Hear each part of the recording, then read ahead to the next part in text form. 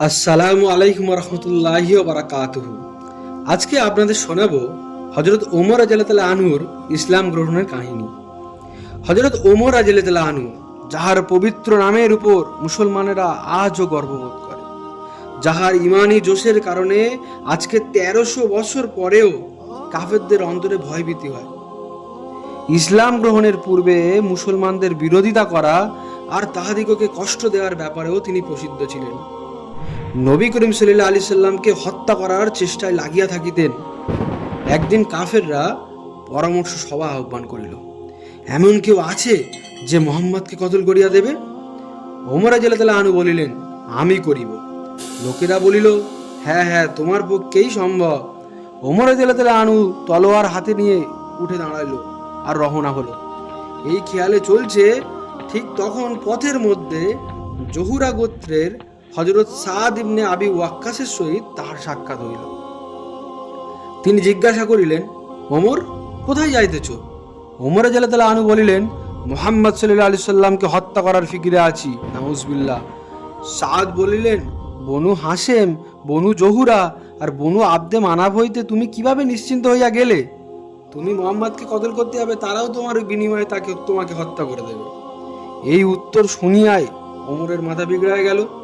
বলিতে লাগিলেন, মনে হইতে যে তুইও বেদিন হইয়া গেছিস, মানে তুইও মুসলমান হয়ে গেছিস, আয় তোকে আগে শেষ করি। এই বলিয়া তিনি তলোয়ার বাহির করিলেন। হযরত সাদ বলিলেন, হ্যাঁ, আমি মুসলমান হইয়া গিয়াছি। এই কথা বলিয়া সাদও তলোয়ার বের করলেন। উভয় দিক থেকে যেই তরবারি চলার উপক্রম, হযরত সাদ রাদিয়াল্লাহু আনহু বলিলেন, আমাকে যে মারছ, আগে যাও নিজের বাড়ির খবর নাও। তোমার বোন আর ভগ্নিপতি দুইজনেই মুসলমান হইয়া গিয়াছে। এই কথাটা শুনিবার সাথে সাথেই হযরত ওমর রাদিয়াল্লাহু আনহু ক্রোধে অধীর হইয়া উঠিলেন এবং সোজা বোনের বাড়িতে চলে গেলেন। সেখানে হযরত খাব্বাব রাদিয়াল্লাহু আনহু ঘরের দরজা বন্ধ করে স্বামী স্ত্রী দুইজনকেই কোরআন শরীফ পড়াইতেছিলেন।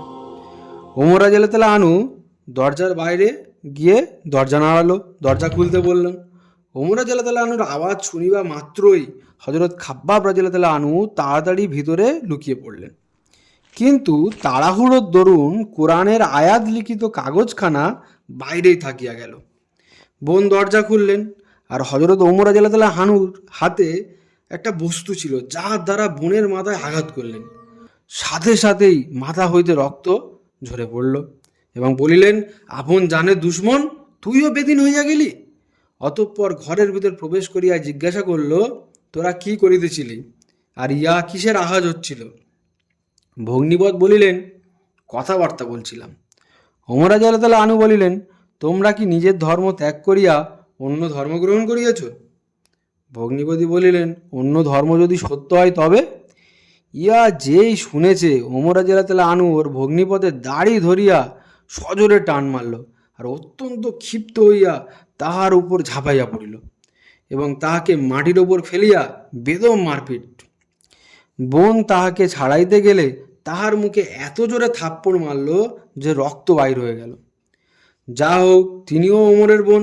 বলিতে লাগিলেন, ওমর, আমাদেরকে এই জন্য মারা হইতেছে যে আমরা মুসলমান হইয়া গেছি। হ্যাঁ, নিঃসন্দেহে আমরা মুসলমান হইয়া গিয়াছি। এবার তোমার যা ইচ্ছা হয় তুমি করতে পারো। এই সময়ে হযরত ওমরের দৃষ্টি সেই কোরআনের আয়াত লিখিত ওই কাগজখানার উপর পড়ল, যেটা তাড়াহুড়োর দরুন খাব্বাব রাদিয়াল্লাহু আনহুর কাছ থেকে পড়ে গিয়েছিল। এতক্ষণ মারপিট করার দরুন যে রাগ নিয়ে ওমর এসেছিল সেটা একটু কমে গেছে। আর তাছাড়া বোনের রক্ত দেখেছে, সেটা দেখেও নিজের একটু খারাপ লাগছে, লজ্জা লাগছে। বলতে লাগলেন, আচ্ছা, উহাতে কি আছে আমাকে দেখাও। বোন বললেন, না, তুমি অপবিত্র, আর অপবিত্র অবস্থায় উহা স্পর্শ করা যায় না। ওমর রাদিয়াল্লাহু আনহু বারবার বলিতে লাগিলেন, কিন্তু বোন অজু আর গোসল ব্যতীত তাতে হাত দিতে রাজি হলেন না। অবশেষে ওমর গোসল করল আর কাগজখানা হাতে লইয়া পড়িলেন। উহাতে সূরা তোহার লেখা ছিল, তার একটা আয়াত। সেই আয়াতের অর্থ এরকম ছিল যে, নিশ্চয়ই আমিই আল্লাহ, আমি ব্যতীত আর কোনো মাবুদ নাই, সুতরাং তোমরা আমারই বন্দেগী করো আর আমার স্মরণের উদ্দেশ্যে নামাজ কায়েম করো। এই পর্যন্ত পড়িতেই তাহার অবস্থা পরিবর্তন হইয়া গেল। তিনি বলিতে লাগিলেন, আচ্ছা, আমাকেও মুহাম্মদ সাল্লাল্লাহু আলাইহি সাল্লামের খেদমতে লইয়া চলো। এই কথা শুনিয়া মাত্রই হজরত খাব্বাব রাদিয়াল্লাহু তাআলা আনহু, যিনি ওই ভিতরে লুকিয়েছিলেন, তিনি বাইরে আসিলেন এবং বলিতে লাগিলেন, হে ওমর, আমি আপনাকে সুসংবাদ দিতেছি। গতকাল অর্থাৎ বৃহস্পতিবার দিন রাত্রে হুজুর সাল্লাল্লাহু আলাইহি সাল্লাম এইরূপ দোয়া করেছিলেন যে, হে আল্লাহ, ওমর এবং আবু জাহেলের মধ্যে যাহাকে আপনার পছন্দ হয় তাহার দ্বারা ইসলামকে শক্তিশালী করুন। মনে হইতেছে আপনার সম্পর্কে হুজুর সাল্লাল্লাহু আলাইহি সাল্লামের দোয়া কবুল হইয়াছে। অতঃপর হুজুর সাল্লাল্লাহু আলাইহি সাল্লামের খেদমতে হাজির হইলেন এবং জুম্মার দিন সকালবেলা ইসলাম গ্রহণ করলেন। তিনি মুসলমান হওয়ার সাথে সাথে কাফেরদের মনোবল ভাঙিয়া পড়িতে লাগিল। কিন্তু তখনও পর্যন্ত মুসলমান সংখ্যায় ছিলেন অতি নগণ্য।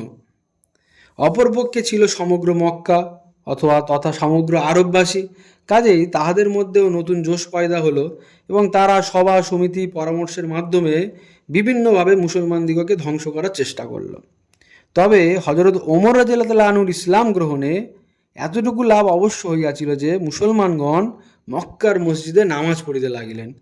হজরত আবদুল্লাহ ইবনে মাসুদ রাদিয়াল্লাহু তাআলা আনহু বলেন, হজরত ওমর রাদিয়াল্লাহু তাআলা আনহুর ইসলাম গ্রহণ ছিল মুসলমানদের জন্য বিজয় এবং তাহার খেলাফত ছিল রহমত স্বরূপ। আসসালামু আলাইকুম রহমতুল্লাহি ওয়া বারাকাতুহু। ভিডিও ভালো লাগলে শেয়ার করবেন।